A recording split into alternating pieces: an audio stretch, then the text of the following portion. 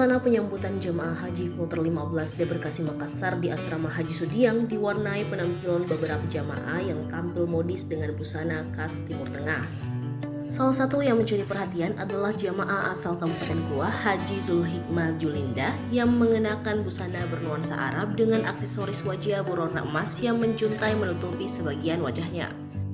Haji Zulhikmah merupakan bagian dari 10 jamaah asal Kabupaten Goa yang tergabung dalam kloter 15 Debarkasi Makassar. Kloter itu tiba di Asrama Haji Sudiang sekitar pukul 23.47 WITA Jumat 12 Juni 2026. Mereka berjumlah sebanyak 391 orang, terdiri atas 163 laki-laki dan 228 perempuan. Jamaah Maluku Utara mendominasi kloter tersebut dengan jumlah sebanyak 374 orang, Kabupaten Goa 10 orang, serta Bone dan Provinsi Maluku masing-masing 1 orang.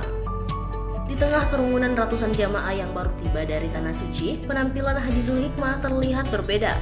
Ia mengenakan gamis panjang berwarna abu-abu yang jatuh mengikuti bentuk tubuh. Pada bagian lengan dan sisi gamis terdapat bordir serta ornamen berwarna emas yang memberikan kesan mewah namun tetap elegan. Kerudung syar'i berwarna senada menutupi kepala hingga dada.